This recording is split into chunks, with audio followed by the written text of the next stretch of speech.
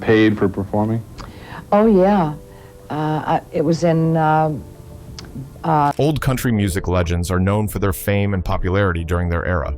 In the history of old country music, the names of people like Tammy Wynette, Crystal Gale, and others cannot be erased. However, many people do not know these music legends were battling many scandals and rumors behind the scenes.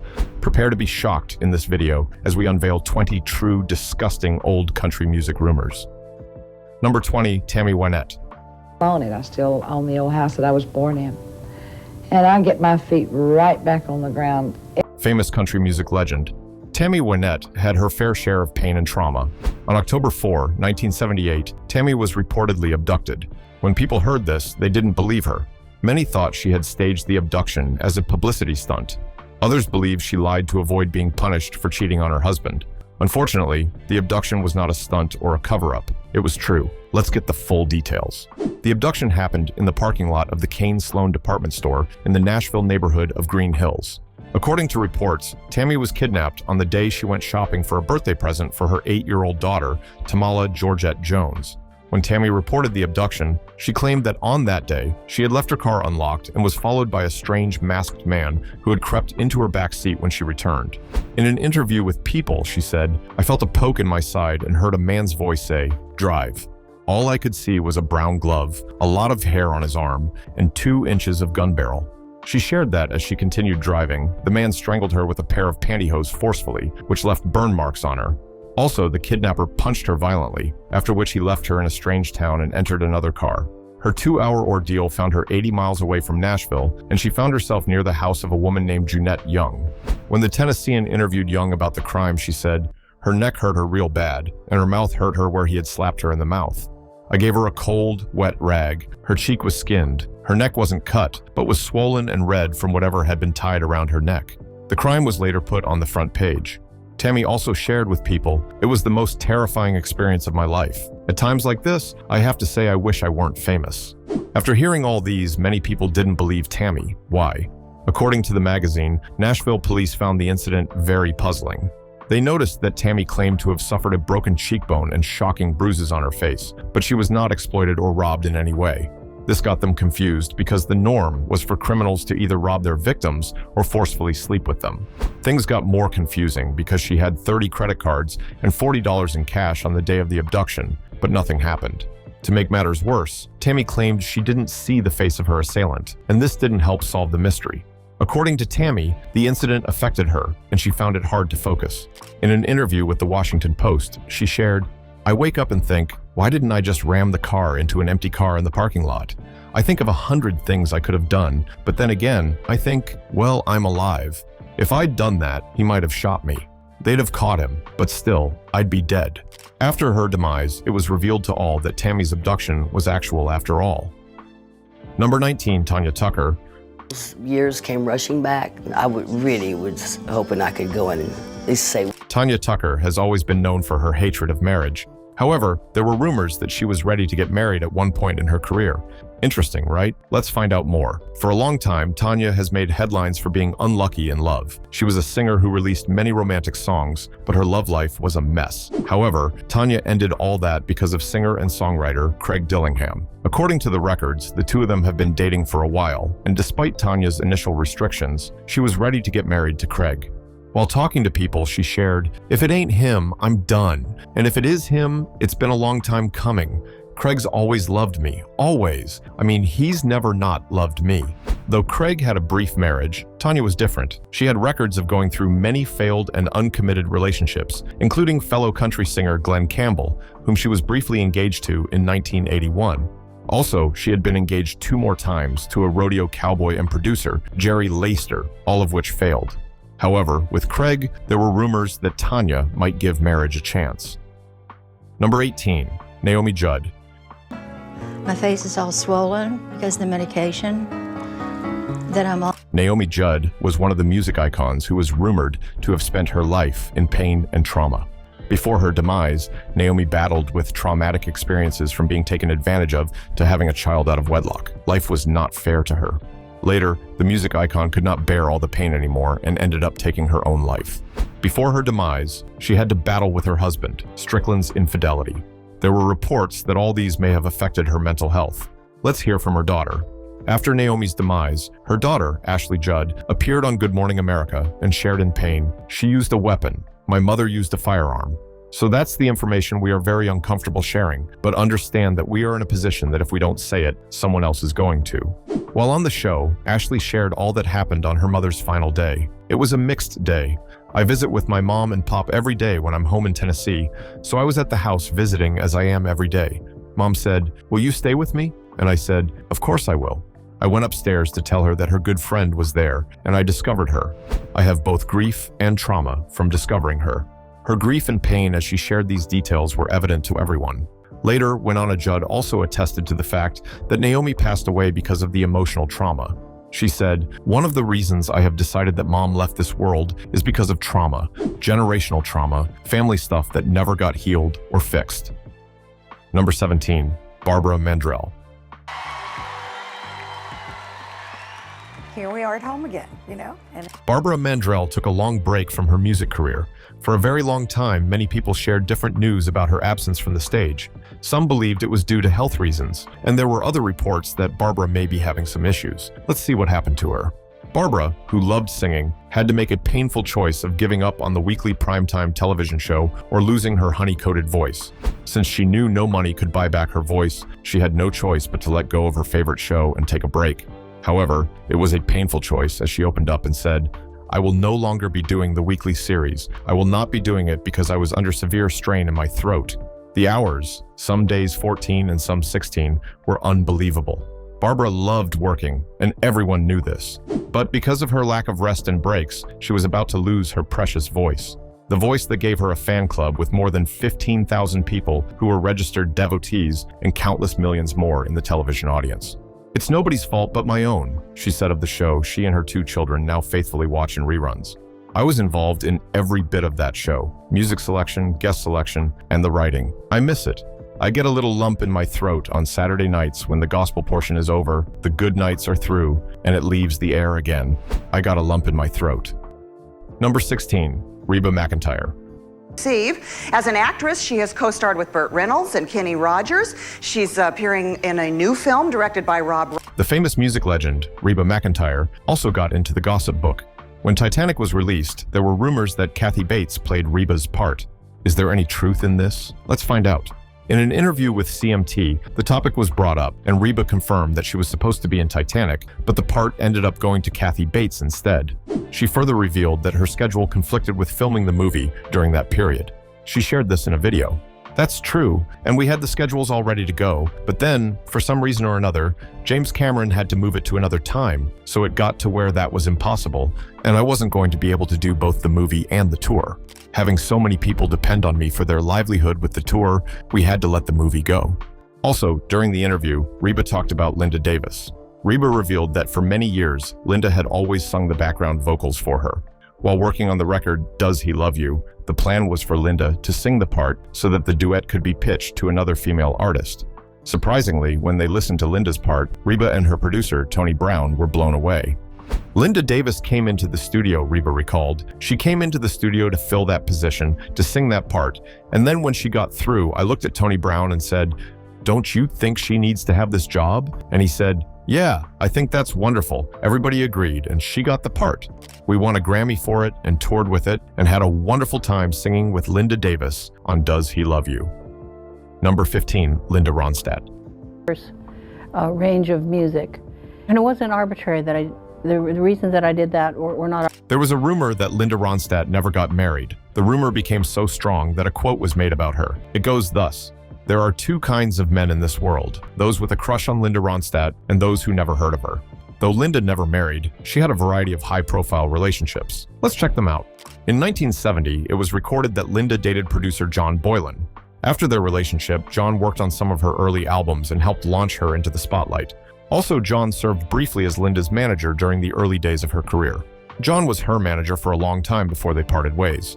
Later, they reconnected professionally, and John produced 2 more of her albums and became her manager again. Their love story could have ended up in marriage, but it didn't. When Linda reflected on their romantic relationship in later years, she said, "It was very unhealthy, and it went on for a couple of years." After dating John, she got into another relationship with J.D. Souther. Souther was the one who wrote many of her songs, performed with her, and produced one of her albums. He also helped her form the Eagles, originally Linda's backing band. He collaborated with them on various songs, though he wasn't an official member. Recalling the early days of their relationship, Souther said, "I said, I think you should cook me dinner." She said okay and gave me her phone number. I went over and she made me a peanut butter and jelly sandwich and I fell in love with her. The next day I said, "Listen, let's go get your stuff. You're going to live with me." However, it wasn't long before it was cut short, and Linda moved on to another man. In the late 1980s, she dated Aaron Neville, one of her musical collaborators. Her relationship got intense, and many believed Aaron was the man she would marry, but they were disappointed. The two duetted on several hit songs. At one point, Entertainment Weekly proclaimed them the first couple of pop music. Number 14, Crystal Gale. And I mean, I saw what she did on stage. The industry has always discussed Crystal Gale and Loretta Lynn's relationship. However, what many didn't know was that behind the scenes, the two had more than a work relationship. They were like any other sibling out there, and fame and popularity didn't rob them of that. Crystal adored her sister. In one interview, she told people, "I had brought two identical blouses of different colors to the shoot, and I didn't know which one to wear, so I was told which one I was going to wear." That's what a big sister can do. Crystal also showed everyone that she leaned on Lynn for guidance and support. She was used to her sister's presence in her life. She got me my first recording contract in 1970, and she told me the best advice: "Don't sing anything that I would because we're only going to be compared," Gale said. She was right.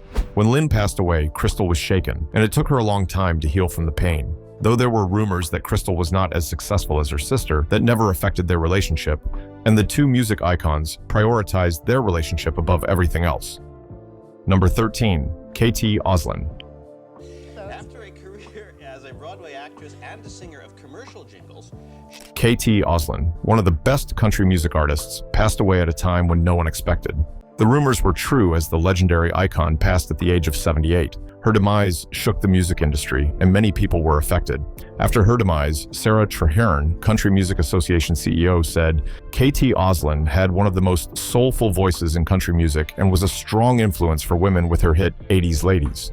I was fortunate to work with KT on several television shows in the late 90s. She was always gracious to the crews and up-and-coming talent performing alongside her. She truly had one of the best voices in the history of our format. Our thoughts go out to her loved ones at this difficult time. Many others poured in their tribute. One of them was the singer and songwriter Chelly Wright. The singer tweeted, "The gatekeepers didn't even have a chance to decide whether or not they'd let her in. KT Osland didn't ask anyone for permission to enter. She waltzed in with her brilliant songs, her unmatched intellect, her perfectly foul mouth, and she changed everything forever." Travis Tritt also shared that she spent time touring with Osland at the beginning of her career. Travis called her a brilliant songwriter and one hell of a lady. Osland was precious to everyone, but her life was cut short, and they had to deal with her loss for a long time. Number 12, Lorie Morgan. My manager Tony's here, my publicist Joe Gallant. I mean, everybody's here celebrating. Country singer Lorie Morgan made the headlines after the demise of her sixth husband, Randy White. Lorie has been married not once or twice, but with Randy's demise, she nearly lost her mind. It took her a lot of time to recover from his loss, and many rumored that the demise may have taken a toll on Lorie because of her inability to keep a home. Some speculations suggest that being married for a long time was complex for Lorie, and with Randy's demise, she may never get her perfect marriage. After Randy's demise, Lorie wrote alongside a picture of them standing before the Grand Ole Opry, "Randy has been my partner, champion, and rock for 17 years. Our big, wonderful family and I are devastated at the loss of this truly kind and incredible man. His love blessed me. Ran, I will love and miss you forever." From different reports, it was obvious Randy was a great and kind man before he passed away, and many tributes were attesting to that. One of them was from Whitley. "As I sit here in the hospice room with hospice, I don't know what to think or to say about this situation. But I can say that the recent years of my life, back to when I was 22 to 23 years old, this great man has been here and loved my mom, and also me and my sister, as if we were his own," Whitley said, sharing a collage of photos of Randy. "He has been the best grandfather for my kids they could ever ask for," Whitley continued, recalling his stepfather picking him up late at night multiple times when it wasn't safe to drive, and was never mad, not even once. Number 11, Kitty Wells. Legendary Kitty Wells, thank her for opening the show with her signature song. Kitty Wells' song almost got banned from the music industry. What? In 1952, Kitty released a song titled "It Wasn't God Who Made Honky Tonk Angels." The song became her biggest hit, but was welcomed with lots of disapproval. The music, according to many, was brash during the era. It was one of the musical revolutions involving Elvis Presley's thrusting hips and the Beatles' rock expansion. Kitty's song targeted scorned men and passed a strong message to them. This didn't sit well with many, and they felt the song should be obliterated, but it wasn't. Later, the song was covered by many artists who loved it. Music artists like Dolly Parton, Patsy Klein, and others covered the song. Number 10, Willie Nelson. Poker is a serious game. There are many rumors about Willie Nelson's infidelity. Though he was great on stage, Willie was a jerk behind the scenes, and this cost him his marriage. In an interview, Willie revealed how his wife, Shirley Collie, left him after finding out that he was having an affair. On that day, Shirley had found a hospital bill in the house. When she saw the bill, it was written clearly that a baby girl had been born to Mrs. Connie Nelson. Shirley wanted to know who the hell was Connie Nelson, Nelson says in the series. The truth is, Connie had been my girlfriend for several years before becoming pregnant. Lana Nelson, Willie's daughter, added, she had no idea there was a Connie. She had no idea there was a baby until she got the hospital bill. That's how she found out about Connie. That's how I found out about Connie. After this discovery, Shirley got mad and left Willie. She couldn't handle his infidelity, but that didn't stop Willie. He kept having more affairs. Number 9, Johnny Cash. Yeah, I hadn't thought about that in a long time, but we did have some good lunches there. Johnny Cash was reportedly one of the old country music artists who got in trouble with the law. Is there any truth in this? Let's find out. According to records, Johnny was addicted to substances, and on one occasion, he was caught smuggling amphetamines in his guitar case across the Mexican border to El Paso, Texas. The U.S. Customs agents discovered 1,000 pills on him, and he was arrested. Johnny admitted, when he got to court, I realized my mistake. It was bad, appalling misconduct on my part. After he was tried and found guilty, the judge sentenced him to a $1,000 fine and a 30-day suspended sentence. After this, fellow country musicians Gene Autry and Tex Ritter wrote letters to the judge to vouch for his character, and the judge suspended the sentence. However, Johnny had also spent another night in jail after a performance at Mississippi State University. After the show, Johnny was caught drunkenly pulling flowers from a resident's garden. He shared, "You wouldn't believe it. One night I got in jail in Starkville, Mississippi for picking flowers. I was walking down the street and, going to get some cigarettes or something." He continued, "About 2 in the morning, after a show, I think it was. Anyway, I reached down and picked a dandelion and a daisy there. As I went along, this car pulled up. He said, 'Get the hell in here, boy. What are you doing?' I said, 'I'm just picking flowers.' Well, $36 for picking flowers and a night in jail. You can't hardly win, can you? No telling what they'd do if you pull an apple or something. I'd like to get back at the fella in Starkville, Mississippi that still has my $36. Number 8, June Carter Cash. You all know, a gentleman who does not need any big build-up. He has been a major figure in the entertainment business. June Carter and Johnny Cash's marriage made great headlines. They were known to be the couple who got married after having an affair. Though many people thought Johnny was the only one who had an affair, it turned out that June had also been married before. From 1957 to 1966, she was with soccer player Edwin Lee Nix. The two had one child together. Also, after her marriage to Edwin, she married Carl Smith from 1952 to 1956, and they also had one child together. After her divorce, she met Johnny. However, Johnny was still married to Vivian Liberto Cash. The two have been married since 1954, and they have 4 children together. But with June in the picture, it was all a waste. I should have been relentless at saving it, as relentless as June was at destroying it, Vivian said of her husband's relationship with June. I'd have given anything to hear Johnny say he was sorry. Later, after their split, Vivian married a man named Dick Diston in 1968, and she remained married to him until she passed away in 2005. Number 7, Patsy Klein. Here's our stories that other people tell. You hear lots of them. Yeah, do you think that you have... Patsy Klein's life was nothing short of tragic and painful. Before her demise, there were rumors that Patsy was not accepted by her hometown. Despite all her efforts, her voice and talent were not celebrated. It was more than just a rumor. It was the truth. Apart from living a rejected life, Patsy's demise was sudden and brutal. On March 5, 1963, the iconic singer passed away in a plane crash that happened in Camden, Tennessee. It was a tragic loss. After her demise, her songs were released, and they became great hits. One of them was Sweet Dreams. After the song's release, a lot of people got to know about Patsy Klein. There were also reports that Patsy's songs made her more famous after her demise than when she was alive. This may be true because she was inducted into the Country Music Hall of Fame the year she passed. Number 6, Jessica Andrews. Yo, Jessica. Thank you. Thanks. Let's talk about the album that's on its way out. Jessica Andrews, one of the country music legends who became famous very early, also got into trouble when one of her fans started impersonating her. In an interview with Bobbycast, Jessica shared that she stopped putting out her music when the impersonation started and was threatened with releasing new music. When the stalker heard Bobbycast, something interesting happened. Right on the show, the stalker called into the Bobby Bones show, leaving a voicemail with her side of the story. She claimed at the very beginning of the voicemail that she never impersonated Jessica by booking shows or releasing music. At the end of the voicemail, she said she would no longer threaten Jessica if she could just release music. The show members were shocked to hear from the impersonator and didn't know how to respond. Bones encouraged the woman to call back with her Venmo, and he would pay her $500 to stop doing any of this stuff to Andrews. How interesting. Number 5, Loretta Lynn.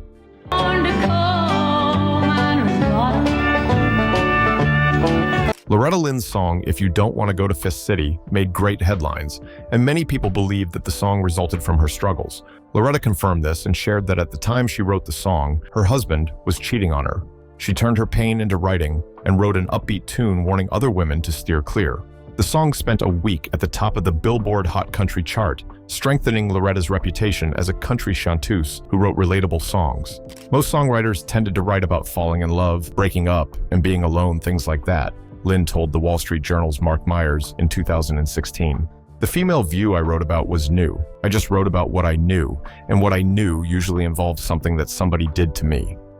Number 4, Garth Brooks. You were talking about quitting. 100%. 100% didn't believe you would, but you were serious. Oh. At one point in Garth Brooks' career, he was accused of violating others. No one believed this at first until a lawsuit was revealed. Let's find out what happened. One day, a Jane Roe reportedly filed a lawsuit against Garth Brooks, claiming that Garth had forcefully slept with and beaten her. According to the reports, Jane had worked with Garth as a hairstylist and makeup artist. The complaint, which was filed in a state court in California and was obtained by CNN, states that the alleged incidents occurred in 2019. She claimed that Brooks forcefully violated her during a work trip. Brooks denied it, but it was later revealed that the accusations were true. Number 3, Hank Williams.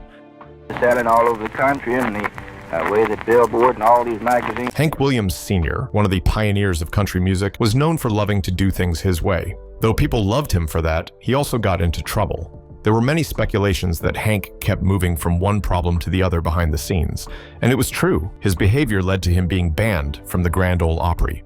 Also, he was not only forbidden, but he also lost his membership completely and was left with nothing. Hank Williams became one of the most chaotic members of country music because of his lifestyle. Number 2, Merl Haggard.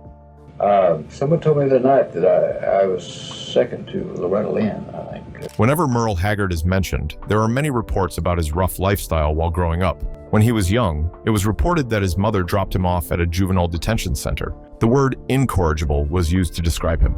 As early as 11 years old, he was always getting into trouble. Later, in 2010, in an interview with NPR, Merl described himself with that exact word. He said, "I was probably the most incorrigible child you could ever meet. I was already on the way to prison before I realized it. I was kind of a screw-up." Number 1, Wayan Jennings.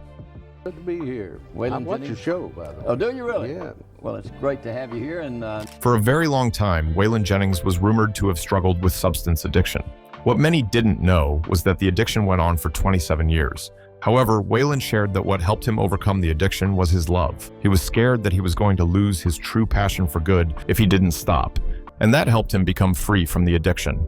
After getting his freedom, he turned his addiction into music and released many wonderful songs. What do you think about Wayan Jennings? Which of these rumors got you the most? Did June and Johnny Cash do what was right? Leave your thoughts in the comments. If you enjoyed this video, like, share, and subscribe to this channel. Before you go, watch the other videos displayed on your screen.